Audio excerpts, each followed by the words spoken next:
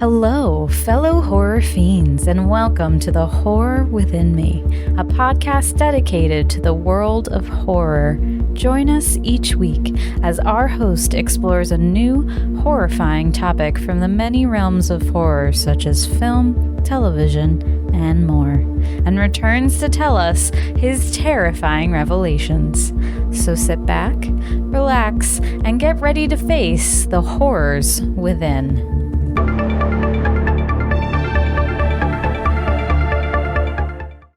Hey, what's up, everybody, and welcome back to another episode of The Horror Within Me. It's me, your host, Eric, and it's time for another spooky Sunday together. This week's episode, we're going to be doing my top 5 characters in horror movies who I think should have survived. Short, sweet, simple. I say that every week, and it usually is. I'm very passionate about this topic. I have discussions about it with my husband, who knows nothing about horror like the way I do, so I'm just pretty much running my mouth to the wind.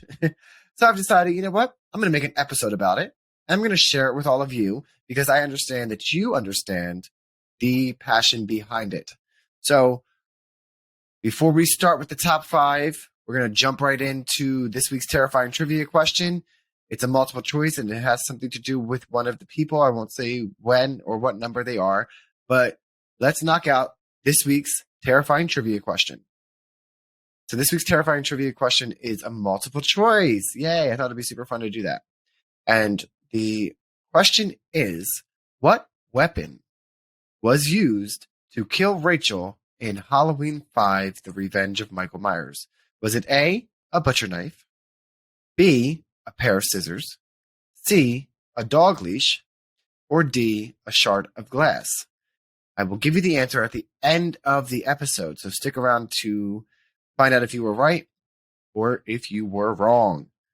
All right. It's going to take a little bit of time. There's not a lot of notes on here. I'm looking at my screen. It is like half a page of episode notes because a lot of this is my opinion. And I'm just going to jump right into the number 5 spot on first character. So coming in number 5 is Jenna from Friday the 13th remake.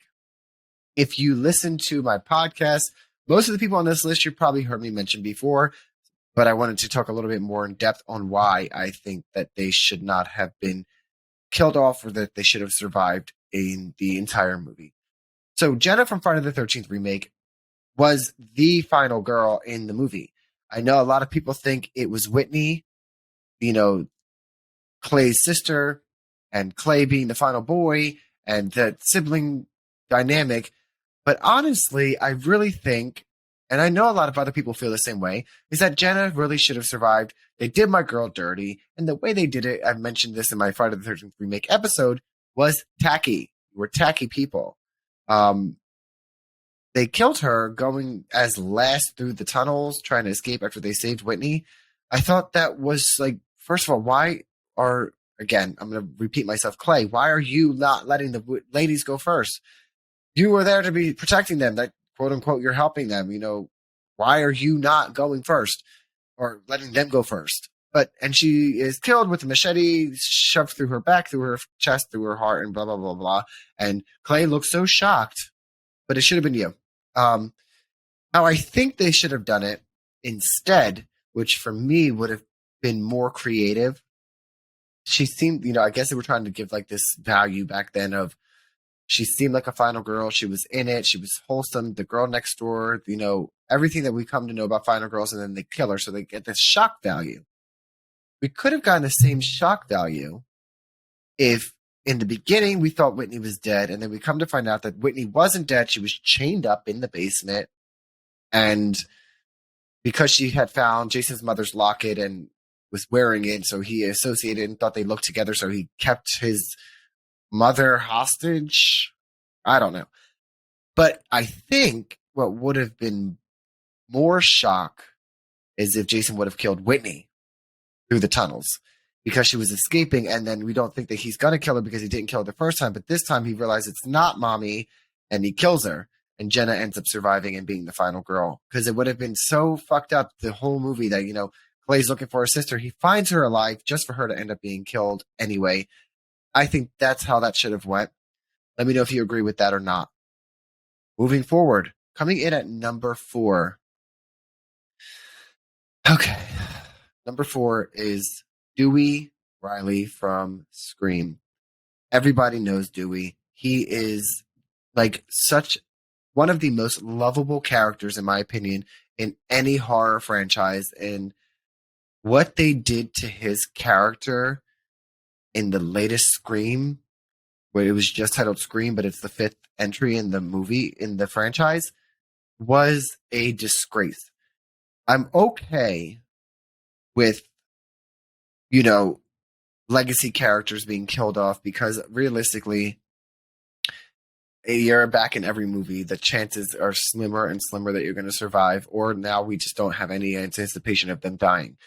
So that wasn't my full issue, but it was the character assassination of Dewey that really drove the nail into the coffin for me. He was the sheriff in Scream 4. Him and Gail were married. They were doing whatever. She had her problems with small town life, whatever the case is. It doesn't matter. We find him in the newest one, living in a trailer, kind of an alcoholic, not the sheriff, very just like down on his luck, and then is killed by a teenage girl in a hospital, making a mistake that Dewey would never have made in Scream movies. So, I don't know why they thought, let's kill Dewey, but let's do it that way. I mean, if anything, he deserved a more heroic send-off, like saving Gail's life in the final act at Stu's house, or something that would have just been, if they're going to kill him, do it that way. But I don't think he should have been killed, because I think that his character staying in Woodsboro, Sidney has moved on, Gail has moved on. His character there could have been the Scream version of a Loomis, in a sense where he could have been the person as they went to for help, but he wouldn't have made the stupid mistakes that he made. So they tried it and they failed. I was very disappointed in the way that his whole character arc went and how they ended him in the last Scream. And it was just a travesty and a disgrace, in my opinion. And he should have survived all of Scream and been there with Sidney and Gail at the end, all the way through, because that's what we want to see. We want to see Dewey, and it wasn't there for me. The new characters, in my opinion, I don't know if it's a generation thing, they're okay. They're okay. And, we have the first ever teaser trailer for Scream 6 that just came out, and it's a minute long, and we see the new characters returning in New York City, and we know that Neve Campbell's not coming back, and we know that Gail's going to be in it, Courtney Cox will be in it, and that Hayden Panettiere is going to be in it from Scream 4. And I'm just so nervous. This is a little sidebar before I continue on. I'm so nervous on how they're going to do the new Scream, because I feel like it is just flying out the following year. What is your storyline? There's a photo of the Ghostface mask that kind of gives the Halloween 2018 Michael Myers mask. But the thing is, please, please, please, I know that people have been asking for Stu to come back. Stu cannot come back in this entry without Sidney. It makes zero sense for him to target the new group of victims or new group of survivors, and not the people that did what they did to him before. It makes zero sense. I hope that's not what they do. I really hope it's just somebody that broke into, the evidence locker and took the mask, or something else. I don't know. Maybe it's Sam. And is she still going to be seeing Billy? We don't know. But moving on, Dewey deserved much, much better and deserved to live, even if he wasn't going to reprise his role in Scream 6. Just the way that he was handled is why he made this list. And you're probably wondering, if Dewey's number 4, what the hell are the other 3? And I'd like to preface again that this is my list, not yours. But coming in at number 3 on top characters, this one was rough for me. And it goes back to the terrifying trivia question. Number 3 is Rachel Carruthers from Halloween 5. I have a lot to talk about with this one. So before we can talk about this, we're going to hurry up now, fast forward, and we're going to answer terrifying trivia. I know I said stick around to the end of the episode, but we have to answer it now in order to actually discuss Rachel from Halloween 5. So the question was, what weapon was used to kill Rachel in Halloween 5? And the multiple choice questions were A, a butcher knife, B, a pair of scissors, C, a dog leash, or D, a shard of glass. And the answer is B, a pair of scissors. So I thought it was fun to put a dog leash in there. Can you imagine if he strangled her with Max's leash or something? That would just, she couldn't do whatever they wanted at this point. So fans of the franchise know exactly what I'm talking about when I am upset that Rachel didn't survive. If you had seen Halloween 4, Rachel and Jamie were a pair of final girls. Rachel being the older foster sister to Jamie's character and the protector of her. I understand taking her away, but there was no real need to kill off Rachel within the daytime in the way that they killed her, being home alone in just a sweater after the shower, and he stabs her with a pair of scissors in the chest, and that's it. There was no need to kill her that way when you brought and introduced the character of Tina, because Tina was meant to replace Rachel as the protector, but also just didn't do what the dynamic was in Halloween 4, and it was a bad move on the creator's part. It was a very bad move. And I think I read somewhere that the people that were the writers and the people that decided to kill the character ultimately regretted making that decision and knew that it wasn't the right decision to make for that movie. Audiences went back because they both survived. We knew it was going to be a year later. We saw them being featured in it together. We would have loved to have seen it again. And I'm going to take a note from the Dewey chapter. If you were going to kill Rachel, it should have been in a way protecting Jamie the way that Tina died protecting Jamie. A sacrificial death. She deserves so much more than a surprise attack with a pair of fucking scissors to the chest during the daylight of Halloween. Like, she didn't get any real character time. And I feel it was really bad for the actress and really bad for the character because everyone grew to really, really, really love and root for Rachel and Jamie. If you were going to kill Rachel, it should have been the way that you did it with Tina.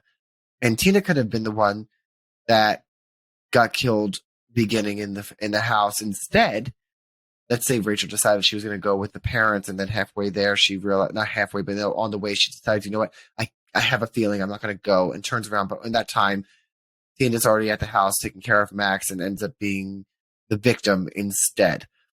I would have been okay with that. Nothing against the actress of Tina. Her character was whatever. She was written very heavily into it with the other teenagers, which the other teenagers being Rachel's friends had no connection to Jamie for me. Like, the connection was missing, and I really just wasn't feeling it. And we needed more Rachel, and I believe she should not have been killed off in Halloween 5, and at least she should have survived to the end with Jamie, because that would have been something different instead of doing the same thing over and over again in the same fashion of horror movies where you don't survive the sequel. It was just known, but they didn't kill Jamie because she was like 9 years old, and they weren't killing a child back then. There was like a scene where Jamie was climbing the vent or the laundry chute, and she gets stabbed in the leg, and apparently you could see that in the original cut, but they thought it was too graphic to see a child be stabbed, so they just cut it out. But you could see that her leg is stabbed at some point. So they definitely weren't going to kill her in that one. And don't get me started on the what they did with her in Halloween 6, because it's nothing to do with that. With this episode. But Rachel deserved better. She deserved to have a fighting chance and to at least survive the end of Halloween 5. It would have been nice if they would have pulled like an Alice from Nightmares 4 and 5, where she just survived all of them and didn't die. Maybe she just survived. It would have been nice to see something different done, but that's not the case, and she ended up being killed very early on in the movie. So that leads us to my number 2 spot. Okay. Number 2 is a big one for me. Obviously, it's number 2. Coming in at number 2 is Nancy Thompson from A Nightmare on Elm Street 3, The Dream Warriors. Now, I specifically picked Nancy Thompson is also from the original Nightmare on Elm Street, the first entry as the heroine, the final girl that makes it to the end.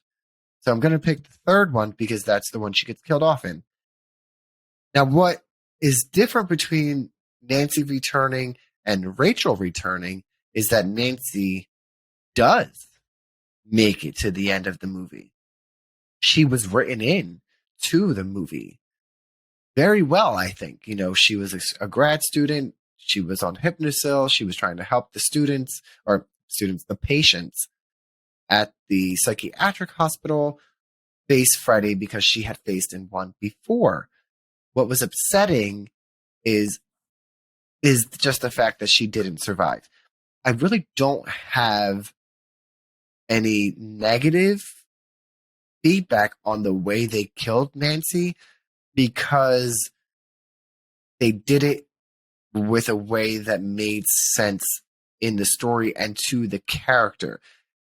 Freddy knew that she was a worthy adversary, that Freddy knew that she was not stupid, that she was a smart, his nemesis. So after killing Nancy's father at the junkyard in his bone form, he knew that he could present himself as this, and he presented himself as Nancy's father, saying that he had passed away after they think they killed him, to get her close enough to fatally wound her. And I think that shows respect to the character. It was a very sad death. I thought even saving Kristen before and stabbing Freddy and helping, Neil simultaneously, unknowingly, actually defeat Freddy was just amazing for the character. And the fact that she didn't make it was kind of realistic, and it wasn't far-fetched. It was just upsetting. And I would, as a fan of Nancy, would have loved her to have just survived and been able to move on and have a happy life like Sidney Prescott. Because, these final girls, they all kind of tie in. Sidney, people are upset that Neve Campbell's not going to be in the new Scream. And I'm upset with the reason why she's not going to be in the new Scream. But I'm not upset that Sidney doesn't have a chance to be murdered in my eye, unless they kill her off screen, which would be even fucking worse. But Sidney has a family. She's moving on. I think we should let that character go. Let her live her happy life. And I wish we could have gotten the same for Nancy, but unfortunately we didn't. And I really did like the character of Kristen Parker.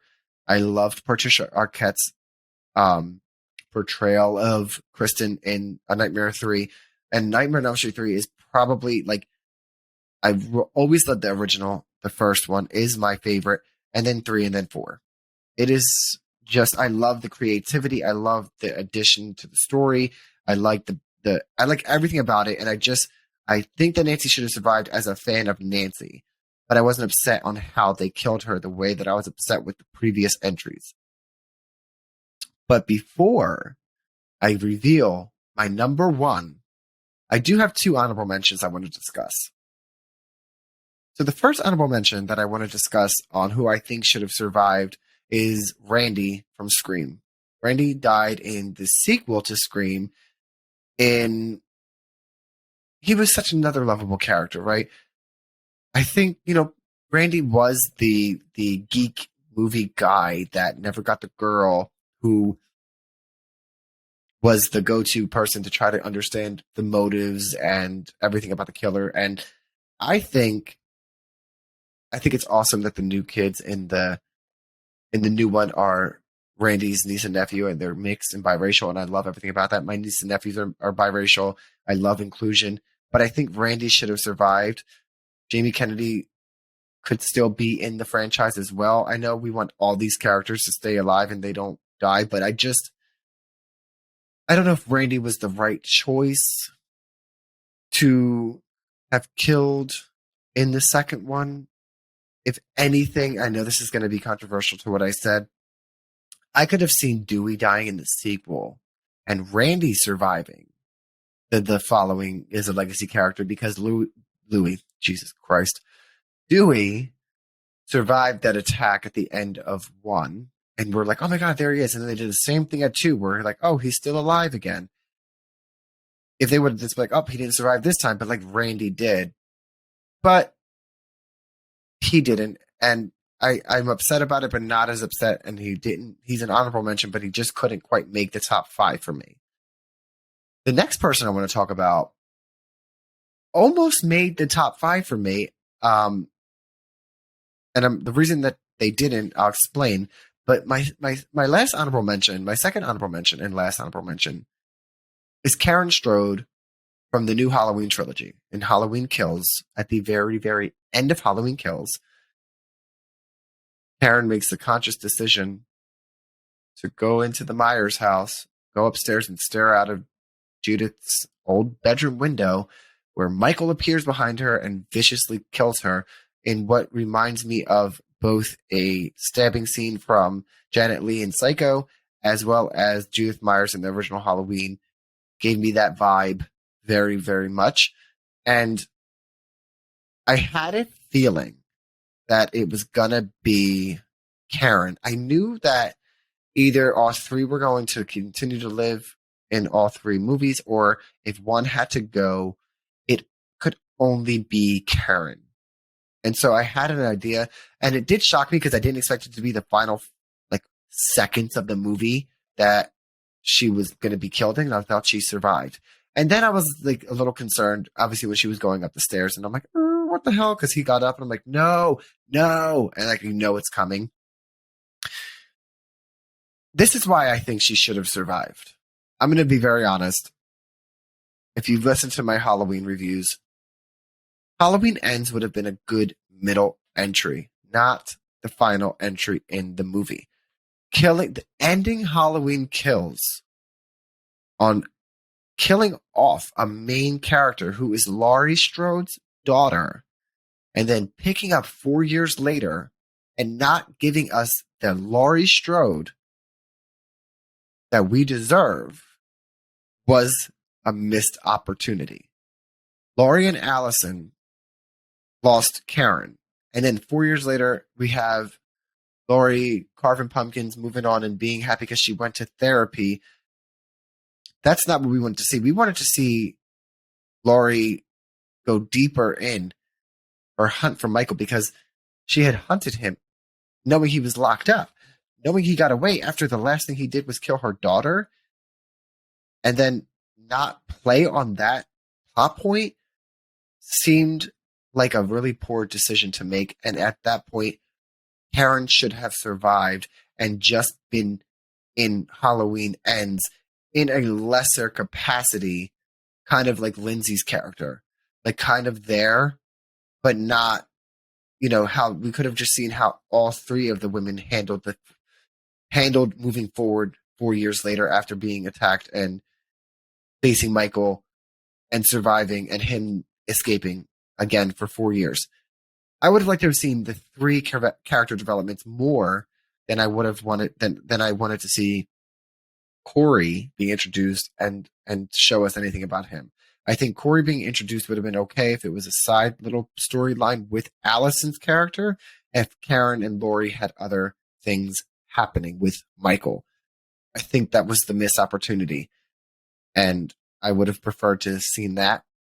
But that doesn't mean to the point where I'm petitioning for the movie to be redone and all that crazy shit. Like, the creators are allowed to create whatever content they want and the way they want their vision to be. And I appreciate and respect that. This is just my thoughts and what I thought I would have liked to have seen. But that brings me into the number 1 spot. My number 1 character in a horror movie that I think should have survived is, if you probably already know if you know me, is Helen Shivers from I Know What You Did Last Summer. Not only because it was Sarah Michelle Gellar and my favorite person in the whole world, Buffy the Vampire Slayer was my all-time favorite show. I could watch it over. I have watched it over and over and over again. But aside from the fact that I fucking love her character of Helen, I've talked about this in the I Know What You Did Last Summer episode. It just made no sense to kill her. She was our final girl. I mean, it made zero sense. I don't know why she wasn't the final girl. They could have gotten rid of like Julie. Julie, to me, she just wasn't. I said it before. I'm going to say it again. Helen was resourceful. She was, she was a fan of television and movies and would pay attention to like what to do and what not to do. She had you can argue with me, probably the best and longest chase scene in a horror movie. Her chase scene is iconic, and I miss the days of chase scenes like that. She fought so hard and smart, like kicking out the police car with a heel. Like she was doing all the right things, jumping out of windows.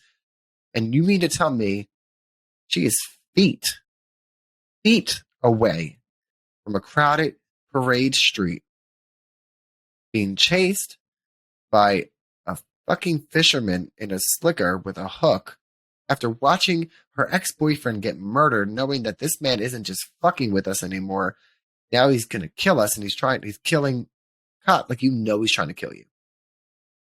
You're going to turn around to see if because you heard a noise, or to see if he's following you. Like, I don't know what she turned around for, but it made zero sense. It made zero sense for the character. It will always be something that I fucking cannot grasp.